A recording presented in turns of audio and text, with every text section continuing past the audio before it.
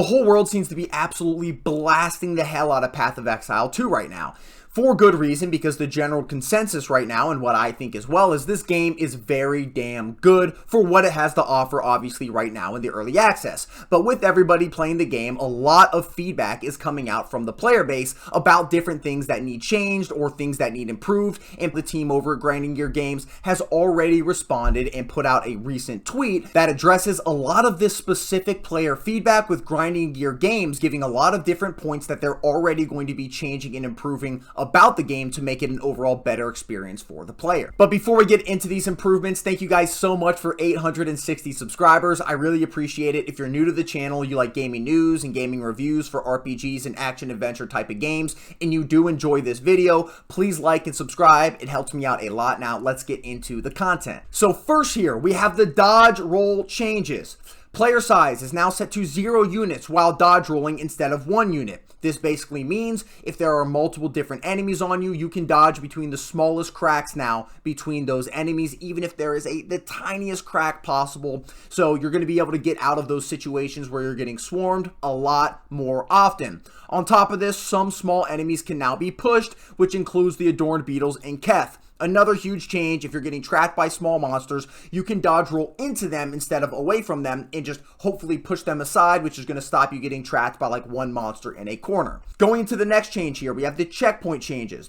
Clicking on a checkpoint will allow you to teleport to other checkpoints in the area. Thank you. The runbacks were insanely annoying if you went into the wrong direction. This is a great change. On top of this, checkpoints have been added to all entrances and exits of zones to allow for teleportation. Another great change, as well as adding a checkpoint to the midpoint of the Dreadnought area. Again, all three of these great changes. This should have been in there at launch, and I'm very happy that they are adding this into the game. Now we have item changes. One of the major problems that players have been experiencing is feeling the game is not rewarding. This is an area that we have to be very careful when adjusting, because it's very hard to reduce drops if we increase them by too much. Exactly. If they increase the drops like a lot, you can't just go and reduce those. It'll make the game feel worse for pretty much everybody. So they said they have identified a few key areas that will significantly improve the experience that players are having. So first is with rare monster changes. Rarity bonus per rare mod has been doubled. Plus 10% quantity bonus per rare mod. Increase the chance of rare monsters inherently having more modifiers as you progress through the game. These are all very good changes, at least in my opinion, and you're going to be getting obviously more gear from this. You also have your currency changes. They are increasing the rate and drop rates of regal orbs by 40%. Disenchanting of 6 mod rares will also give you 2 regal instead of 1. Great change. Lesser jeweler orbs drop rates increased by 33%. Reduce the rate of chaos orbs slightly as they are less valued, and so that doesn't consume more of the rare currency drop pool. This causes currency such as exalted orbs to increase somewhat. Great.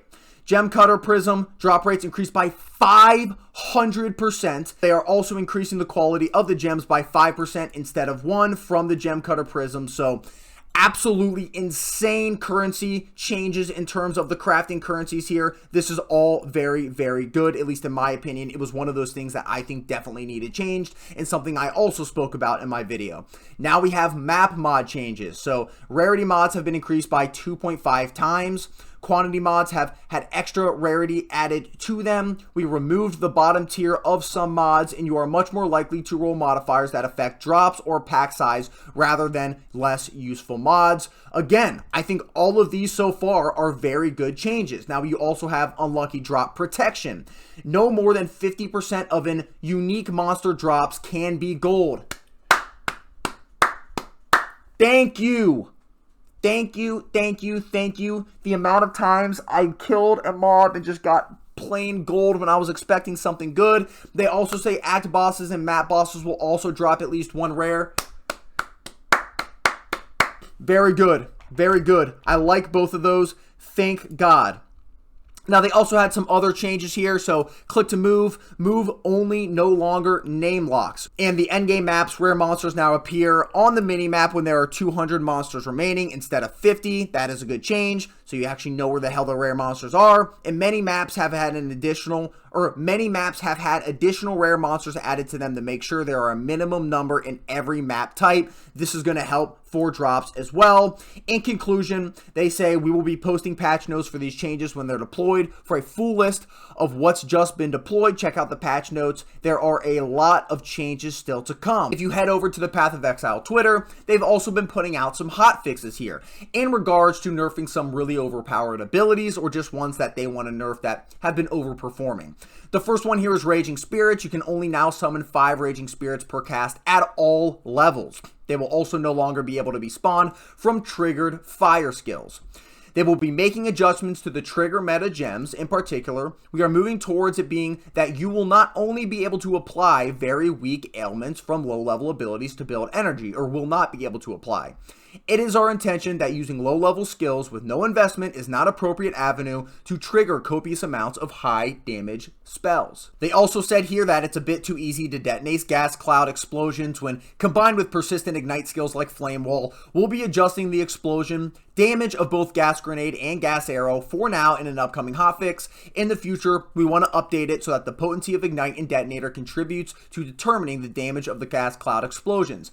That way we'll be able to avoid balancing around the simplest and most efficient way to apply ignites. They also already employed the hotfix that cooked the supercharged slam that was literally one-shotting bosses, saying unfortunately it was dealing too much damage. That was intended to give a short window required to hit maximum stages. They're imminently going to be reducing its damage, which they already have.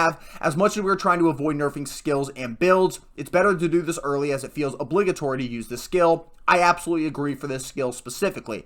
It is important that a wide variety of skills feel viable and fun to play, and it diminishes all other abilities when one is outshining the rest. They've also employed the other hotfix, this was 2 days ago, for Magnetic Salvo, where they're going to be reducing the damage of that ability, following the same principles as the Supercharged Slam. So shout out to GGG for being very transparent with the players as always, and already talking about some things they're going to make changes to, specifically based on a lot of the player feedback. Now, I will say a lot of people were upset about the nerfs. They are going to be focusing on buffs of the worst abilities pretty soon, but you have to give them some time here. The game's only been out for a few days as of right now, but again, I know a lot of times people get upset about nerfs instead of buffs, and some of these nerfs were definitely necessary. It's better to do this in early access right at the start of the gate so people aren't one-shotting the bosses, and then they can focus obviously on the abilities that aren't performing as well. I was a little bit bummed out about the Raging Spirits as well as the igniting the gas clouds. I use both of those within my build, so we'll have to see what it's like after those changes actually get made. We need to give them time, guys. The game's only been out for a couple of days, so if you're still seeing some things, just keep reporting it and hopefully it'll get changed in the near future. Again, it's early access.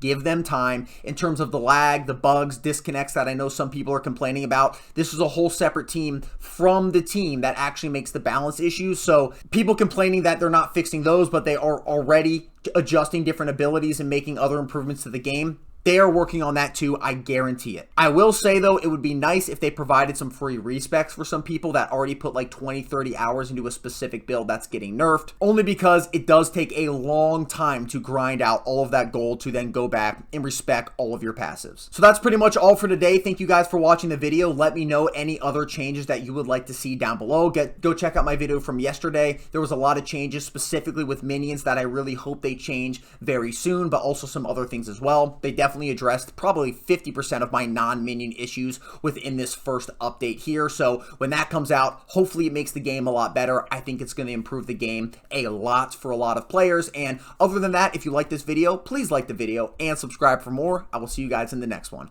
Peace!